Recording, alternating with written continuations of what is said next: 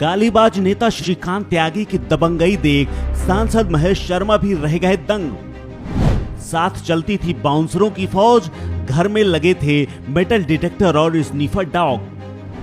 नोएडा के grand Omaxe society में श्रीकांत त्यागी की चलती थी गुंडागर्दी। दबदबा ऐसा कि बिजली बिल लेने की भी किसी की नहीं होती थी हिम्मत। मेंटेनेंस पर चलाता था मनमर्जी, अवैध कब्जा करने में माहिर था श्रीकांत त्यागी। यूपी पुलिस के जवान करते थे सलाम, 5 जवान दरवाजे पर देते थे पहरा। जी हां, नोएडा में महिला से बदसलूकी करने को लेकर चर्चा में आए गालीबाज नेता श्रीकांत त्यागी को लेकर बीजेपी ने किनारा कर लिया है, लेकिन उसकी तस्वीरें बीजेपी नेताओं के साथ ऐसी हैं जो उसकी पहुंच और भौकाल बनाने के लिए काफी थी। तभी तो सोसाइटी से लेकर आसपास के इलाके में श्रीकांत त्यागी की टूटी बोलती थी।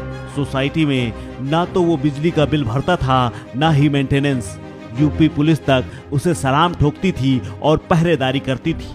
नोएडा के गालीबाज नेता श्रीकांत त्यागी को पकड़ने के लिए यूपी सरकार ने एड़ी चोटी का जोड़ लगा दिया है। सोमवार को सेक्टर 93 स्थित ओमेक्स सोसाइटी में आरोपी का अवैध निर्माण गिरा दिया गया। अब उस पर 25,000 का इनाम भी घोषित कर दिया गया है। फरार आरोपी की तलाश में अब पुलिस टीमों के साथ स्पेशल टास्क फोर्स को भी लगा दिया गया है। बता दें कि श्रीकांत त्यागी ने बीजेपी नेताओं के साथ फोटो खिंचवाकर न सिर्फ संपत्ति बनाई, बल्कि अपने रसूख को भी बढ़ाता चला गया। लोगों पर रौब ऐसा गांठता था जैसे कोई मंत्री मिनिस्टर हो।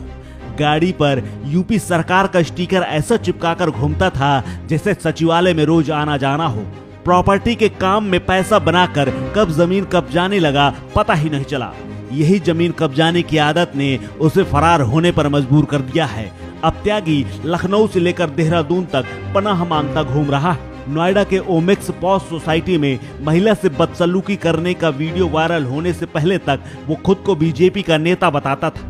बीजेपी के शीर्ष नेताओं के साथ सोशल मीडिया पर तस्वीरें लगाता था। बताया जा रहा है कि हाल ही में विधानसभा चुनाव में मोदी नगर विधानसभा सीट से चुनाव का टिकट भी मांग रहा था, लेकिन बीजेपी ने उसे मुंह नहीं लगाया। खुद को बीजेपी नेता बताने वाले श्रीकांत त्यागी को लेकर एक और बड़ा खुलासा हुआ है। कभी श्रीकांत त्यागी के साथ गाजियाबाद पुलिस के 5 सरकारी गनर चलते थे, जिससे वो लोगों पर भौकाल गांठता था। वर्दीधारी गनर देखकर सोसाइटी में उससे कोई बोलने वाला नहीं था। 25 निजी गार्ड्स और बाउंसर की भीड़ उसके साथ चलती थी। हालांकि साल 2020 में उसकी सुरक्षा वापस ले ली गई। नोएडा के ग्रैंड ओमेक्स सोसाइटी में महिला से बदसलूकी करने के आरोपी श्रीकांत त्यागी की कुंडली खंगाली जा रही है। आइए जानते हैं कैसे भंगेल का श्रीकांत कैसे बना दबंग और कैसे दिखाता था अपना भौकाल। बताया जा रहा है कि ग्रैंड ओमेक्स सोसाइटी में श्रीकांत त्यागी ने ऐसा भौकाल मचाया था कि सोसाइटी के लोग उससे मेंटेनेंस तक मांगने नहीं जाते थे। वो बिजली का बिल और मेंटेनेंस कभी नहीं भरता था। रिचार्ज मीटर पर भी त्यागी का ही कब्जा था। बताया जा रहा है कि श्रीकांत त्यागी पर सोसाइटी का 1,03,000 रुपए बकाया था, जिसे उसने मामला दर्ज होने के बाद दे दिया है। लोगों का कहना है कि श्रीकांत त्यागी सोसाइटी में सबको धमका कर रखता था और अक्सर गाली गलौज करता था।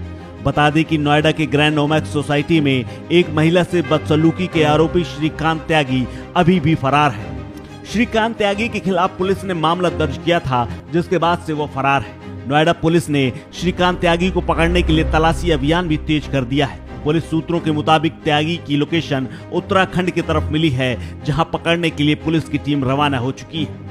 घटना की सूचना के बाद जब नोएडा के सांसद महेश शर्मा ने उस सोसाइटी का दौरा किया तो उनकी आंखें खुली रह गईं, क्योंकि सोसाइटी में उनकी मौजूदगी में श्रीकांत के गुंडे गदर मचा रहे थे, लोगों के साथ अभद्रता कर रहे थे, जिसके बाद सांसद का पारा हाई हो गया।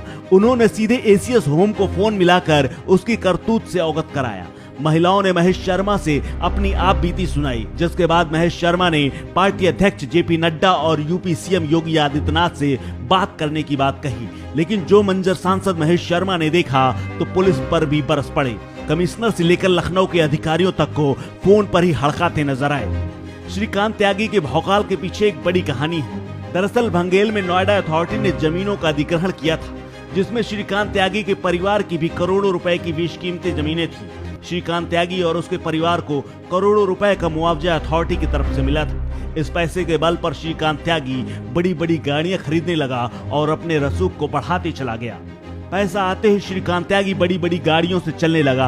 उसके आगे पीछे एस्कॉर्ट होती थी। बाउंसर की लंबी फौज लेकर वह अपना भौकाल टाइट करने लगा। इसी बीच उसे राजनीति का चस्का लगा और बीजेपी के छोटे छोटे कार्यक्रमों में हिस्सा लेने लगा। उसने बीजेपी के नेताओं के साथ संपर्क किया और अपना रसूख बढ़ाता चला गया।